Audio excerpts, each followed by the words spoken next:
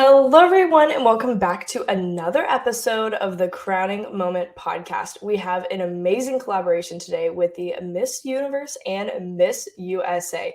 Who would have thought we had both of these people on here on the podcast? Because I surely did not. This is an amazing episode. I'm super excited to have both of them on. For those who may not know me, my name is Casey Gibson. I've been in pageantry for almost 18 and a half years now, and I am still competing. So definitely keep up with my pageant journey at Crowning Moment Podcast on Instagram and all podcasting platforms, as well as YouTube. So let's go ahead and have Morgan and Arbany join our chat today. Hello, everyone. Hey. Well, hello. Thank you for having me. Thank you for having us. So excited. Yes, it's so good to see both of you. I'm glad we're all able to sit down and do this episode today, but I'll have Arbany go ahead and start us off. Tell the listeners a little bit about who you are. Sure. Well, hello, everybody. I'm Arbany Gabriel, the current Miss Universe 2022. I'm from Houston, Texas. I live in New York now as I am completing my duties as Miss Universe, but I am first and foremost a model, a sustainable fashion designer, and a sewing instructor. And I am super passionate about spreading awareness and educating people on sustainability in fashion. I've been doing it half of my life now, and Miss Universe has really given me the opportunity to take this platform globally. And I'm just super honored to be here today. Thank you for having me. And I'm excited to continue working with that and talking about that with you here today. Absolutely. And Morgan, if you'll tell us a little bit about who you are.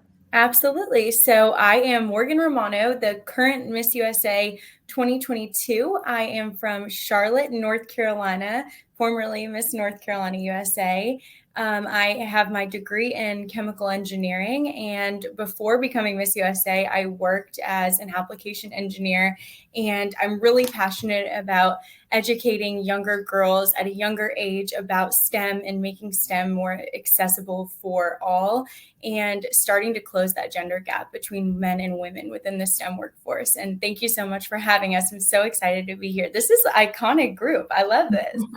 I know, that's what, when I was sitting down thinking of like, okay, my goals of 2023, I was like, I want to have Miss USA and Miss Universe in the same room, whether it be virtually or actually in person, to record an episode. Because I just think that is something that I don't think has been done yet. And so I'm glad we're here. Love it. Yeah, that's what I definitely want to just go ahead and kick off and talk about, individual crowning moments here. I know, Morgan, yours did come a little bit later as Arbany went on to win Miss Universe. But Morgan, I want to talk about, you getting crowned at, I want to say, was it the Alabama pageant this year as Miss USA? So tell us a little bit about that and what it was like for you.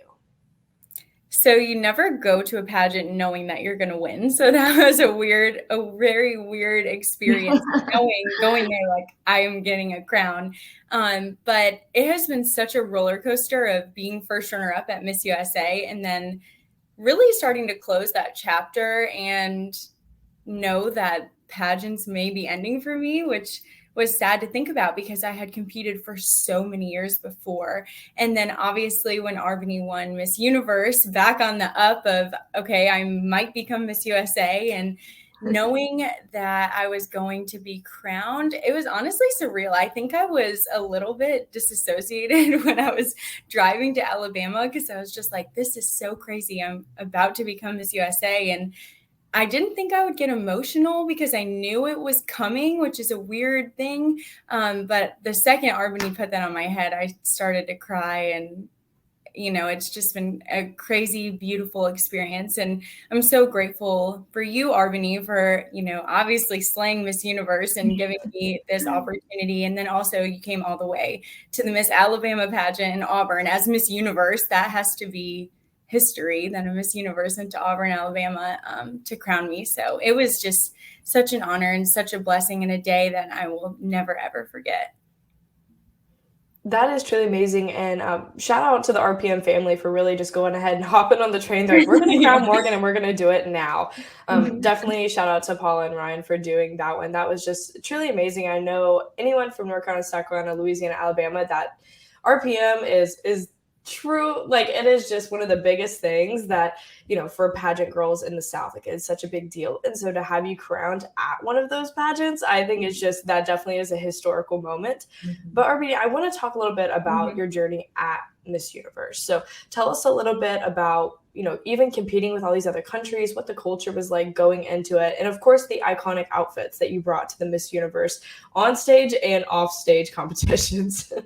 Oh, well, thank you. Oh my gosh, where do I begin? It was about a 2 week long competition. So we checked in, I think, January 3rd, and it was in New Orleans. I was living in Texas at the time. So I felt very fortunate because I didn't have to fly in. I actually rented a big van and just stuffed all my suitcases, my big national costume. I had a really big moon. There was no way it was going to get on a plane. Shipping was going to be so overpriced. So I felt very lucky that I just drove from Houston, and I got to New Orleans a few days early before check-in so I could steam all of my clothing, fix my costume that kept breaking because it would light up, and just get my mind right before I actually officially checked in.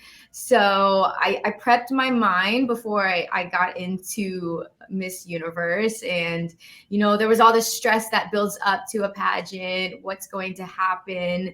And I feel like those were very vital, important 2 days before I got in, because when I checked into Miss Universe, I felt like all my stresses, they didn't go away, but I felt solitude and just fresh confidence. And I just felt so focused. And being around the other girls, I think it was about 80 to 82 women. It's so funny because we all know who each other are already. We've seen each other on social media. So we're saying hello. And the women are so beautiful. But one thing that's great is everybody's accomplished in different ways, whether it's their careers or how far they've come in pageantry, things that they've overcome. And there's so many different languages and cultures in one room.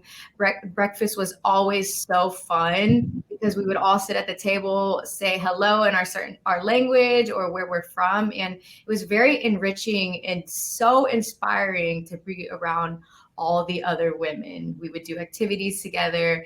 And a lot of people ask me, is it intimidating? It absolutely is. But for me, you just have to stay in your lane and stay focused. Like some girls have a different walk and you think, oh, maybe I should walk like them, or, ooh, she's dressed really cute. But I think you just have to focus on what you bring to the table and, find that confidence in yourself and keep your blinders on. But I built some really great relationships, and I keep in touch with some of the girls, and we all have a group chat as well. Some of us met for dinner a few months ago. It feels like a few days ago now, but it's really great to have that camaraderie and like sisters in every part of the world now that I can always contact when I'm in their country or when they're here in the USA. As far as outfits, that is such a big thing. I actually have a binder with every single outfit. I have the hair and the makeup I'm doing. I have a photo of the actual outfit, the shoes, the handbag, and everything. Because when you're competing at Miss Universe, it's sunrise to sunset. And Morgan, as you know, you can agree to this, like every hour is so important. Like we only have 1 hour to get out the door, and you don't want any hiccups. So to have those outfits ready, I would just open my book and say, okay, I'm going to wear this because we're going to this location, and this outfit would go perfectly with it. So for me, it was so important to express who I am because I am a fashion designer. I wanted to make a lot of my outfits and showcase sustainability, just not only on stage, but the whole 2 weeks. So outfits were so important, so fun, but they took a long time. It was a big part of preparation. And even now as Miss Universe, I'm about to be traveling for 1 month. I'm leaving tomorrow and I'm doing the same thing. It takes me forever to pack and plan the outfits because for me, it's a great way to express who I am when I'm not actually speaking in interviews, but the fashion part is so fun, and to be able to promote sustainability as well. So Miss Universe was obviously such a great experience. I could go on and on about it, but I will say the final night was just one of the best nights of my life. It was so euphoric, and I genuinely had such a great time because the crowd, it felt like we were at the World Cup. The energy there was just through the roof. Everybody was cheering for their country, and it was just such a high. And honestly, this is the best year of my life now. I feel so blessed, and I'm thankful. Miss Universe has really changed my life. And I want to ask that, going and having, the Miss Universe title, Miss USA title. We'll start with Morgan on this question. What has been the thing that you had to realize so quickly on all the tasks you had to get done? Like, how did you go ahead and prioritize the important things of your duties as Miss USA, but also remembering to prioritize yourself and your friends and your family? How has that been, Morgan? So it's definitely been a journey to find that balance of work and friends. And I'm sure Arbany can relate to that. She's even busier than me traveling everywhere. But I actually said this on stage at Miss USA, and it's still so true, is you would never cancel on someone else. So don't cancel on yourself. And I've had to remember that a lot this year. Because being in this position and knowing that people are looking at me, looking to me, looking at me to be a role model, I want to do the absolute best that I can and do the most that I can and say yes to everything and, just really take this year for all that I can because it's just 1 year. But also recognizing that I need downtime and that I need time to reconnect with friends and to connect with family and to have time to rest. And truly everyone deserves rest and to not feel guilty for that rest, which has been the hardest part of me the hardest part for me this whole year has been not feeling guilty when I do have those off days or those down days, because I feel like I'm ungrateful or I need to be, maximizing every moment of this year. And it's just really hard to find that balance. But I think I'm finally at a good place where I'm starting to recognize that self-care is not selfish. That is such a good point. The self-care is not selfish. And I throw that same question to you, Arbany. Like, how are you able to balance? You're traveling out of the country, you're traveling to events, but you're also still, you have a public life and a personal life. How are you balancing that as well as Miss Universe? Well, I have to admit, I'm not great at balancing things. And I have to agree with Morgan, like balance is everything, that downtime where we're able to recharge. Because for me, Miss Universe is only 1 year. It's so short. And because I'm so busy, the time just goes by so fast. And I tell myself, I don't want to get to the end of the year and wish could have done this. I should have done this. But I think it's realizing, for one, that you really just can't do it all. There's just some things that won't work out, whether it's time or cancellations, schedule conflict. I mean, my flights have gotten canceled and, things just happen. So you want to have, not expectations. You want to have high goals and things that you're always striving for, but just be ready for anything. Some things fall through or get canceled, and you kind of just have to go with the flow in that sense. That happens a lot as Miss Universe, but for me, and just like Morgan said, having that downtime is so important. I personally have really great family and friends, and they understand that I'm really busy this year. So we really keep in contact over FaceTime. They know that I'll be able to see them a lot more when my year is done. But having their support, just the messages and the phone calls when I'm by myself, is everything for me. I find times to recharge where it's just journaling, whether it's on the plane or maybe I'll watch a movie at night if I have some time. But for me, I've found little ways to recharge, but then also make the most of my time and be present when I have an event or I'm preparing for something. Because for me, it's the balance of trying to do as much as possible, but pacing myself. It's not a sprint. This is a marathon. So I think that's really the key in the mindset you have to have going into it. That is amazing. Okay, so I want to ask both of you, what has been the hardest moment holding this title for the year? It can be a personal, it can be a public thing. I know the start of Miss USA this year it was an interesting year, to say the least, and that's not something I want to touch on in the podcast, but it's something that doesn't go unnoticed. And I know, Arbany, you and I touched that in our last podcast, just about the hardships of reading social media and what mean things people would say. And I don't think that's stopped, especially as Miss Universe. There are a lot of people, but at the end of the day, they have to remember that there's one girl that gets the crown. but there are, 80 something other girls that also won from their country. Like they are the number one from their country. That is still such an amazing honor. And same for the states in the US. Like there are girls from all over the entire US that get to go to Miss USA, but there's only one of them. So I want you to talk to the point of, has any of that changed? What has that been like? What has been the hardest part? And RB, we'll start with you for this one.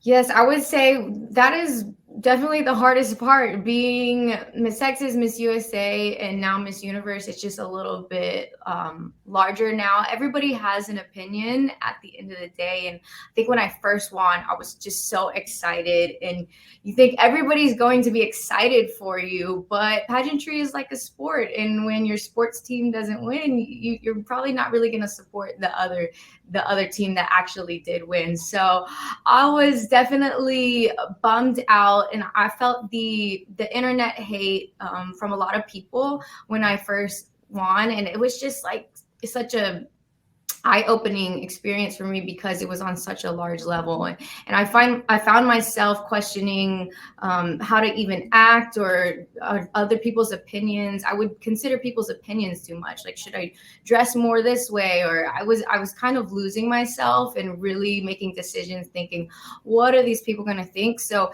that was quite an adjustment that I didn't really realize. I wasn't coached on how do you deal with people that don't support you or internet hate. I feel like I heard a little bit about that when I was training for Miss Universe, but to actually go through it, I think it's so important that us queens continue to talk about, hey, this will happen. You will experience that, but just know that when you continue to reach your goals and your own levels of success, that kind of just comes with the territory. People will have opinions, and you really can't lose yourself in that or put your energy into it, or really stand strong in who you are. And for me, I've just always continued to lean on my team that has been there for me since day one. My friends and my family, I always turn back to them when I need them to just give me words of encouragement. But the more you can just realize that it will happen, unfortunately, but to not let it stop you or distract you from the goals that you have. For me, I have goals as Miss Universe, and that can all just cloud up my vision. So, don't let those distractions really bring you down. Mm-hmm. And I throw that question to you, Morgan. Tell us a little bit about, what has been the hardest thing you've had to overcome this year as Miss USA? I think definitely the hardest thing was finding that balance of not feeling guilty when resting. But I think the other hardest thing, and I actually had never heard it worded as losing yourself until Arbany just said that. And I think she hit the nail on the head. And it's something I haven't been able to so much put into words this year, but almost losing who Morgan is and caring so much about what other people that I don't even know, random strangers on the internet who comment on my Instagram, what they think. How do they think that I should wear my hair? How do they think that I should dress? And putting these insane pressures on myself and completely losing who I think Morgan should be and who I think a Miss USA should be based on what I think other people want to see. And I have definitely struggled with that this year. It's just been it's been a life-changing year in the way that I've changed a lot as a person, and learning how to set boundaries around not only social media, but just in my life, and taking opinions from other people and realizing that I need to be strong in who I am and my opinions. And like Arbany said, focusing on the end goal, which is to enjoy my year as Miss USA, to make the most of it, and to have success in those goals that I set for myself going into this year. That is amazing. And I mean, that's something that I really do want people to hear more about, is that words do hurt, even though they may be typed, even though they may just be, simply thrown under an Instagram post. Words do hurt, and people do see them. And so thinking that it's okay to be a cyberbully, let's just call it what it is acceptable. And it's crazy that in today's society, it's something we're still dealing with. But with the years of COVID, everyone's still, transitioning from being online now back into person. It's like people still haven't learned how to recommunicate and how to just be kind at the end of the day. But I want to ask you guys on a better note, what are you looking forward to next? Going into the Miss USA competition for next year, going into the Miss Universe competition for next year, what are you really looking for? I know, Arbany, you're halfway through your year, so we'll go ahead and let you answer that one. What are you looking forward to next? Well, my eyes are definitely set on continuing to stay strong this year and, just continue full force speed ahead. I'm actually going to travel for the next month in Asia, and I just want to continue to bring the same energy that I brought in January. Even though sometimes I can feel a little bit tired, I want to continue to speak at universities and with design students and continue to design clothing and promote sustainability and all the charity work that they set me up with when I'm fortunately able to travel. So that's really what's on my radar. I want to continue to finish strong. But when I do give up my crown, as y'all know, I'm such a passionate designer, and I have had lifelong dreams of building a sustainable fashion brand. And I'm very excited to be able to focus on that and really grow it. That is truly amazing, and I know it will be fantastic. You make amazing outfits and all sorts of pieces for your wardrobe. But I want to ask Morgan, this one is a little different because, being Miss USA, there are doors that open for you as well as it does for Miss Universe. And Morgan, before coming into this, you were an engineer, and you told us about that in your intro at the beginning of this podcast. But I want to ask you a little bit more of, do you think you'll lean into more of the modeling profession, or will you go back to doing engineering, or possibly doing both as, life continues on after the Miss USA crown has passed? That is the $1 million question that I wish I had a set answer to. I think this is the first time in my life that I don't have a path already set for me, if that makes sense. So obviously after high school, I knew I had to go to college. And after college, I knew that I had to have a job, and I had just gotten my degree in engineering. So it just made sense to go work for an engineering firm. But I think this is the first time in my whole life that I've had to really take a step back and be like, wait, there's no path in front of me that's going to be right, that's going to be wrong. It's a blessing to have that as an overwhelming amount of opportunities, but at the same time, it is overwhelming. So I am honestly not 100% sure, but I do know that no one can ever take your education away from you. No one can ever change the fact that I'm an engineer, and I will always have that. But I also know that I'm young, and if I want to explore new things, this is the time in my life. So I'm excited to see what happens after this year. I definitely would love to model, to start a break into the entertainment industry, maybe personality, hosting. So we will see. I'm not 100% sure, but I feel really blessed that I even have the opportunity to have all of these amazing paths forward. And I want to ask you guys, with being Miss USA and Miss Universe, and of course, Farron is the Miss Teen USA, who we also have had on the podcast already. Definitely check out the episode with Farron. She is adorable. I know Morgan has got to spend a good bit of time with her, as well as Arbany did too, before going on to be Miss Universe. But I want to ask, what has the friendship been like between Miss USA and Miss Universe? I know we've seen the iconic friendships over the years of, Chesley and multiple different Miss Universes, along the way. So tell us a little bit about, I know you have very busy schedules. Have y'all been able to, grab dinner or see each other in New York when you're there? Kind of tell us a little bit of what that's been like for you guys.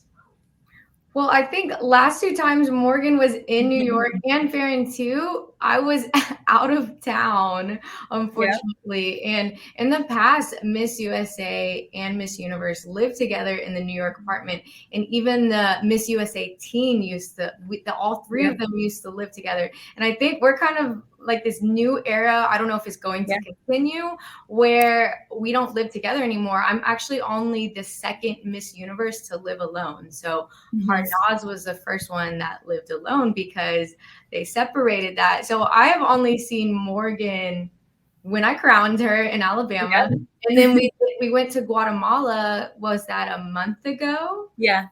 Yep. For a Smile Train trip. And it was like 2 days long, or it felt like 2 days long, maybe 3. But I genuinely had such a great time, not only with Smile Train, but with you, Morgan, and the teen.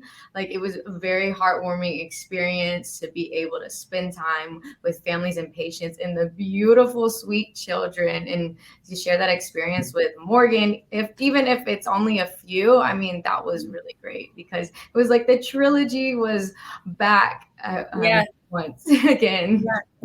Yeah, I know. I wish that we had that trio still in the New York apartment. I loved that era of pageantry, but I think that we had so much fun in Guatemala, and I think that was such an amazing trip for our friendship and for us to bond. I think we stayed up until like 3 a.m. every night in our hotel room, talking and laughing and making TikToks and just hanging out and having that girl time. So I wish that we were located in the same city, but we still have time. We're gonna make it happen. We're gonna I love it. Happen when we wouldn't guess it, but it is.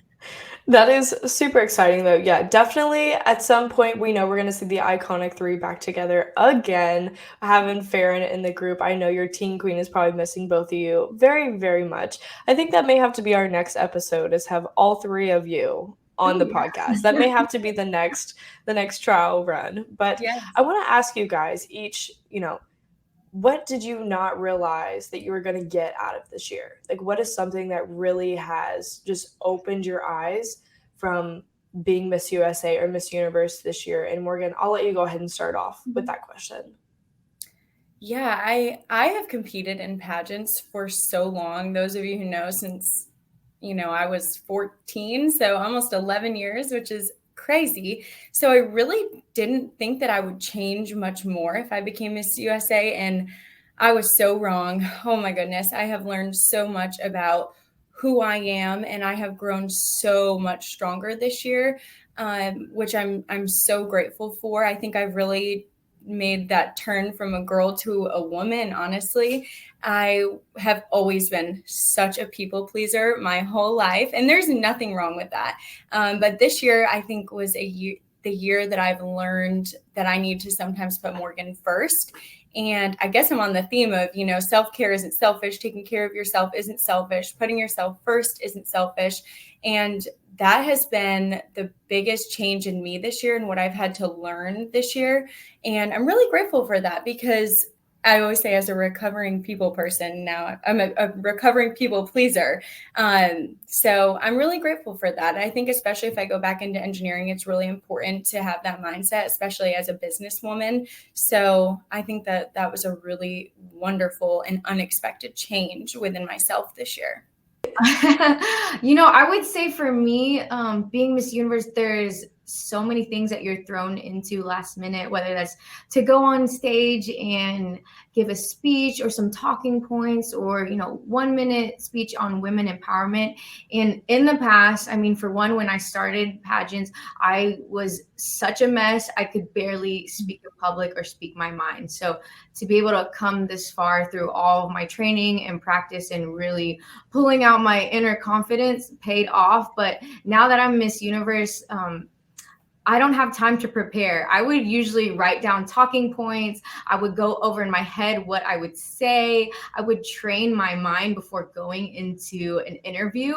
But now there's really not a lot of time for that. And I'm not able to do that all the time. And I've been able to surprise myself, and it's even just showing myself that I can rise to the occasion of a challenge and go on stage or give a speech to an audience on sustainability and fashion. I have just been so calculated in the past. I feel like I need to prep, I need to train. I'm not ready yet before I go into the room. But this journey has really showed me that when you're thrown into a challenge, you just make it happen with whatever means you have, whatever time you have. And for me, that's been very empowering for myself. Being like, oh, I didn't realize I could do that, but actually I can. And it makes me think, and I love to speak about that to other people. It's like, you think you're not ready for something, but when you're faced with a challenge and you have no other options but just to succeed, you'll be surprised and amazed at things you could do.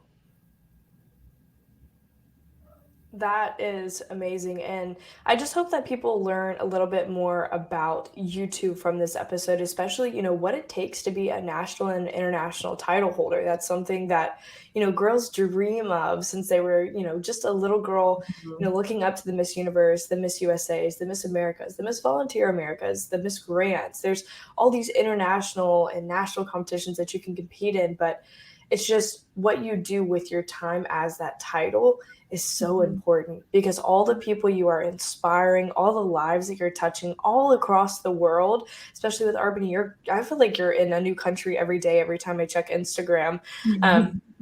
Just all over, just influencing people and just showing them, you can be the girl next door and still be Miss Universe. You can still be your true authentic self and be Miss USA or be Miss Universe. And I think that's just a true message that people out there need to hear, but also that you are a real person.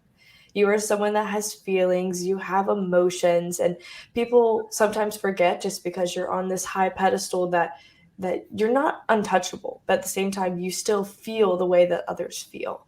And I just wanted to put that message in there and just, truly be kind. That's the only thing that really people need to do nowadays, is just be more kind. And, we've come to that point in the podcast where I like to ask everyone the same final question. Arbany's gotten her question before, but we'll start with Morgan on this one. But and Morgan, in what way has pageants positively impacted you? Pageants have truly changed my whole life. I grew up as a competitive dancer, so I love to be on stage, but I was never a great public speaker. I never knew how to have an opinion and be strong in that opinion, or how to eloquently speak on that opinion. I didn't know how to make decisions for myself or figure out who I really was at my core. And pageants have given me all of those skills and more. And I'm so grateful that I kind of stumbled a little bit into the world of pageantry through dance. It has given me lifelong friendships. I know that that's so cliche to say, of, these girls will become your bridesmaids and become your lifelong sisters, but it is so true. I actually was just a bridesmaid in my Miss Louisiana, KT's wedding. I have another one coming up for my Miss South Carolina. So it really is such a sisterhood, and pageantry has enriched every single aspect of my life, truly. And I could not be more grateful for it, because I don't know who I would be without it. Amazing. Thank you so much, Morgan, for that. I really do appreciate having you on here today. And Arbany, you've already gotten the first question, so I will change up just a little bit for you. Being Miss Universe, in what way has that positively impacted your life going forward after pageantry? Ooh, I would say it's given me the biggest responsibility of my life, because I'm so honored to be able to be Miss Universe, and it's just always keeping me on my toes, because like I said, it's only a year long, and I know I have such a big example that I can set for young women, girls, and even boys. So even when I'm feeling tired or I want to rest, which I do, but it's just, I remind myself I have this responsibility to set an example, and I think it's to always do everything with a standard of excellence, nothing mediocre. If you're going to go for something, go into it wholeheartedly and 100%, and don't look back and don't doubt yourself. And I think as Miss Universe and even beyond, I just want to continue to tell people we should never just coast by in life. We should never settle. Always hold that standard of excellence for yourself, and it will truly make your life so much more meaningful. You'll achieve the things that you think are so out of reach, and you'll just live your life at such a higher frequency. Mm-hmm. That was amazing. Thank you so much to both of you for being on this episode today. This is an iconic one, having Miss USA and Miss Universe on Crowning Moment Podcast. But you heard it here first. I'm Casey, host of Crowning Moment Podcast, and you never know what happens in the future. So I guess you'll have to check out on the next episode. Bye, guys. Bye. Thank you so much, Casey, for having us. Yes, absolutely.